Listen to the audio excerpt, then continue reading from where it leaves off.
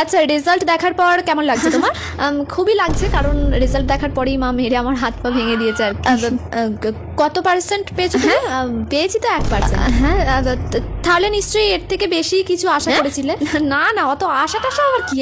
অত আশা কিছু নেই, ও পাশ করলেই হবে। অত আশা করে কোনো লাভ নেই।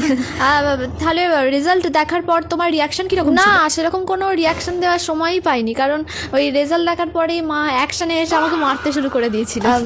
আচ্ছা, তাহলে এই রেজাল্টের দিন নিয়ে তোমার কি কোনো আলাদা প্রিপারেশন ছিল, মানে কিছু প্ল্যান ট্যান ছিল? প্রিপারেশন বলতে ওই 1 মাস আগে থেকে আমি সব আত্মীয় স্বজনদের নাম্বার ব্লক করে রেখেছিলাম। প্রিপারেশন এটাই ছিল আমার। আচ্ছা, তোমার এরকম রেজাল্টের পিছনে কার অবদান আছে? অবদান আমি নিজেই। হ্যাঁ, কারণ ভাবুন তো একবার, যদি আমি ভুল করে 1 মিনিটের জন্য পড়তে বসে পড়তাম, তাহলে কি আজ এইরকম রেজাল্ট হতো? আমাকে টিভিতে দেখাতো না, আপনারা আমার ইন্টারভিউ দিতে আসতেন। হ্যাঁ, তোমার ভবিষ্যতে কি হওয়ার ইচ্ছা আছে? ইচ্ছা তো ছিল সবার মতোই ওই ডাক্তার বা ইঞ্জিনিয়ার হওয়ার, কিন্তু যা সুন্দর রেজাল্ট করেছি, ওই চাওলা না হয় ফুচকাওয়ালাই হতে হবে।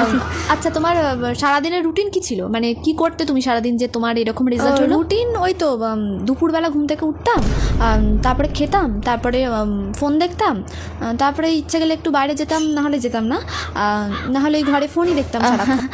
আচ্ছা, যাক, তোমার সাথে কথা বলে খুবই ভালো লাগলো আমাদের। আমরা আবার কিন্তু আমার আপনাদের একটুও ভালো লাগেনি, আপনারা এবার যান।